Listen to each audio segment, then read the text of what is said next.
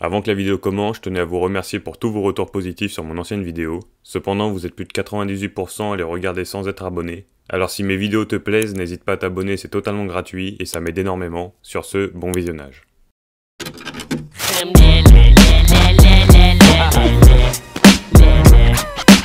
Le fameux pays du Qatar. Ce petit pays pas plus gros que la Corse qui est tant controversé notamment pour ses richesses démesurées, mais je ne vais pas vous faire un cours de géopolitique ni d'économie, mais bien vous parler de son équipe nationale de handball qui a fait polémique en 2015. Si le fonds d'investissement souverain de l'Émirat du Qatar s'est propulsé sur le devant de la scène mondiale en rachetant l'ensemble du Paris Saint-Germain, leur plan de développement a été poussé beaucoup plus loin. Ils avaient une idée en tête, faire partie des meilleures équipes de handball mondial. L'histoire de cette nation est plutôt compliquée, mais je vais essayer de vous la faire simple. En 1968, se crée l'Association qatarienne de handball, qui est chargée de gérer et de promouvoir la pratique du handball au Qatar. Étant sur le continent asiatique, cette association devient affiliée en 1976 à l'AHF, qui est la Fédération asiatique de handball chargée d'organiser des compétitions entre nations, l'équivalent de la Fédération européenne. 2 ans plus tard, nouvelle affiliation, cette fois-ci avec l'IHF, la Fédération internationale. Vous allez me dire qu'à partir de là, le Qatar va pouvoir disputer des grandes compétitions, et bah pas vraiment. Si des pays asiatiques commencent à se faire une réputation dans le handball mondial en 2023, le Qatar en est très loin à cette période. Le premier gros problème, c'est le nombre d'habitants. En 2013, le pays dépassait à peine les 2 millions d'habitants, soit à peu près la population de Paris. Mais sur les 2 millions d'habitants, seulement 300 000 avaient la nationalité qatarienne, alors imaginez dans les années 80-90. Et je vous épargne évidemment toutes les histoires géopolitiques sur leur indépendance complète. Alors la fédération réussit tout de même à fonder une petite équipe pour disputer les championnats d'Asie, qui n'aura jamais été une grande réussite avant l'ère 2000. Ne savant pas énormément de choses sur cette nation, elle continue son petit chemin dans le championnat d'Asie en gagnant une médaille d'argent en 2002 et 2 médailles de bronze sur les 2 éditions qui suivent. Avec leurs bons résultats, ils décrochent pour la première fois la qualification au championnat du monde au Portugal en 2003 et finiront d'ailleurs 16e. Toutefois, la révélation aux yeux du monde se fait à partir de 2013. Peu de temps après le rachat total du Paris Saint-Germain, le Qatar devient de plus en plus actif sur le marché des transferts, notamment pour leur équipe nationale. Effectivement, j'ai bien parlé de marché des transferts pour l'équipe nationale, ce qui est totalement inhabituel, mais vous allez comprendre. Avec seulement 619 licenciés, quand la France en compte plus de 500 000, le Qatar a donc dû puiser dans ses gazodollars. Les dirigeants qataris se sont tout d'abord payés les services de l'un des meilleurs entraîneurs de la planète, Valero Rivera, champion du monde 2013 avec l'Espagne. Si au départ le Qatar penchait sur Sylvain Nouet, entraîneur adjoint de Claude Onesta de 2001-2014, ils ont réussi à convaincre celui qui était le meilleur entraîneur et sélectionneur du monde à cette époque. L'objectif était déjà dans toutes les têtes, performer au championnat du monde 2015, qui se déroulait chez eux.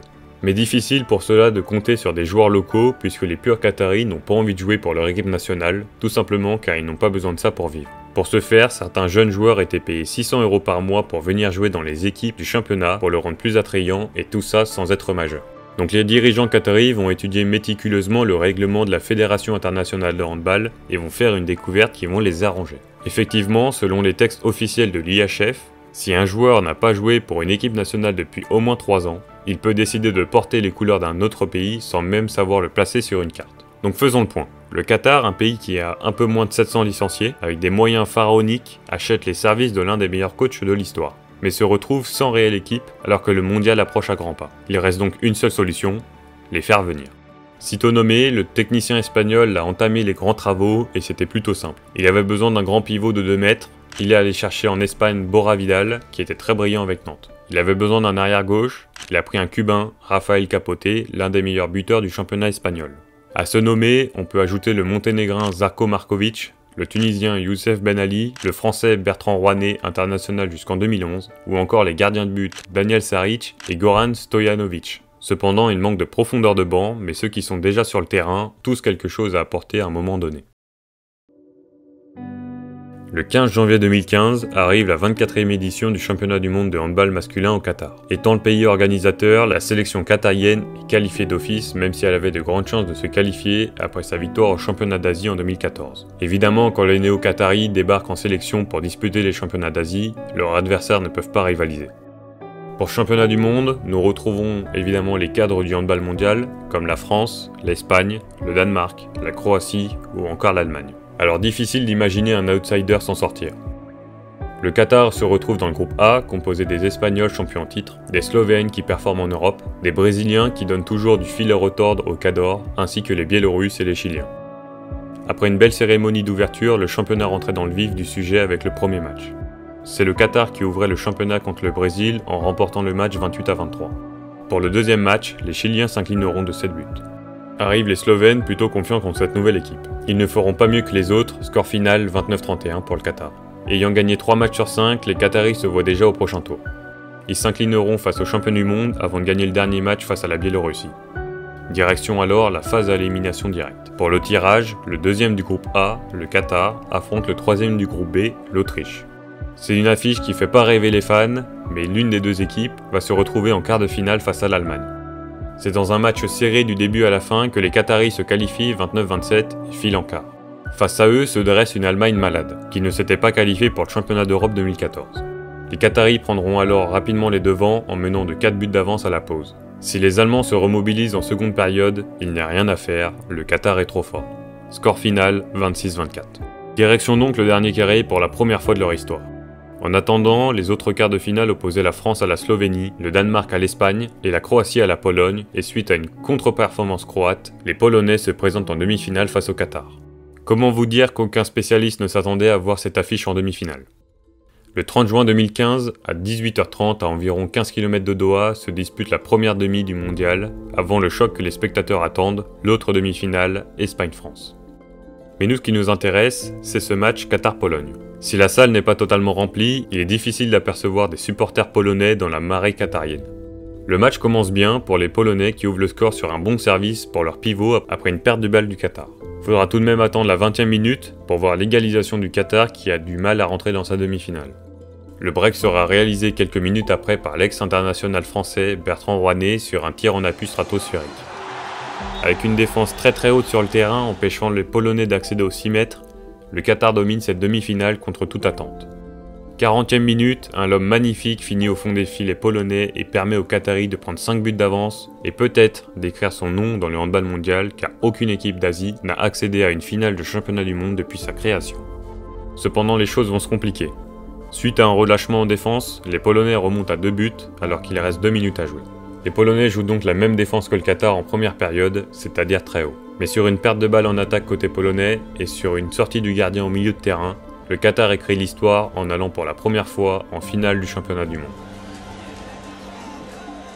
Si pour certains l'arbitrage sur la fin de match était très moyen, comme le montrent à l'image les Polonais, cela n'enlève rien à l'exploit de l'équipe de Valero Rivera. Mais en attendant, le même soir se joue l'autre demi-finale, celle que tout le monde attend, le fameux Espagne-France. Champion du monde contre champion d'Europe. Si le match est beaucoup plus tendu que la première demi-finale, les deux équipes se rendent coup pour coup. La différence de but ne dépassera jamais les 3 buts en faveur des Français qui dominent. Mais avec un tiré au meilleur des grands soirs, repoussant tous les tirs espagnols, cela permet aux Français de s'assurer une médaille au championnat du monde.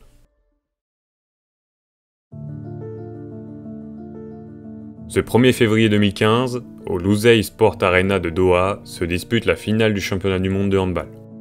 Cette finale oppose l'équipe qui est considérée comme la meilleure équipe de l'histoire du handball, l'équipe de France, composée entre autres de Daniel Narcisse, Jérôme Fernandez, Thierry Omeyer ou encore les frères Karabatic.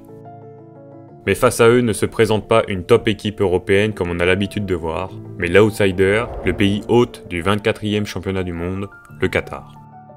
Dans une salle de 15 000 spectateurs composée principalement de Qataris, une nouvelle ligne de l'histoire du handball va s'écrire.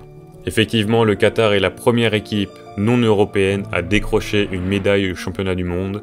Néanmoins, de l'autre côté, la France peut devenir championne du monde pour la 5e fois de l'histoire.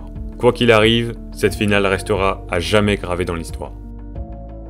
Si l'effectif français n'a pas eu beaucoup de changements depuis le championnat d'Europe 2014 qu'ils ont remporté, du côté de l'effectif du Qatar, ils sont 11 joueurs sur 16 à ne pas être qataris. Alors comment vous dire qu'avant même que le match commence, certains médias crient déjà au scandale, alors que le handball n'est pas une exception en la matière. Au rugby, par exemple, bien que la loi ne soit pas strictement similaire, on peut également intégrer des étrangers dans une sélection. C'est ainsi qu'un Sud-Africain était aligné avec le 15 de France. Ce qui fait également scandale, c'est que le Qatar s'est entraîné pendant plus de 6 mois ensemble, contrairement aux autres nations. C'est une chose très rare, mais pas interdite, puisque les Français avaient fait la même chose dans les années 90 avec Constantini. Revenons à Doha pour cette finale tant attendue. La France engagera le match sur une barre avant d'encaisser le premier but de la rencontre par Youssef Ben Ali à la 2e minute. L'entame de match est très serrée. Les Français n'arrivent pas à se détacher du Qatar, qui donne tout sur le terrain. Après 10 minutes de jeu, le score est toujours de 3-4 pour la France qui bute sur le Qatar qui défend très fort. C'est seulement à la 16e minute, sur une interception de Nikola Karabatic, que le Qatar va commencer à perdre pied, à l'image du pénalty roucoulette inversé de Guigou qui laisse le gardien sans bouger. Cependant, le score à la mi-temps n'a pas un grand écart, seulement 3 buts d'avance, après que Saric arrête une tentative de kung-fu français. Au retour des vestiaires, les Qataris augmentent le rythme et remontent à une petite longueur des favoris. Néanmoins, les hommes de Valero Rivera n'imaginaient pas que le match allait basculer grâce à un homme, Thierry Omeyer. Le portier français repousse le maximum de tirs qataris et commence à laisser une marque dans les esprits des outsiders. Pour autant, les néo-qataris continuent sur leur lancée et restent à une longueur de la France à 15 minutes de la fin, mais ils n'arriveront jamais à égaliser, même si leur 8e homme pousse dans les tribunes.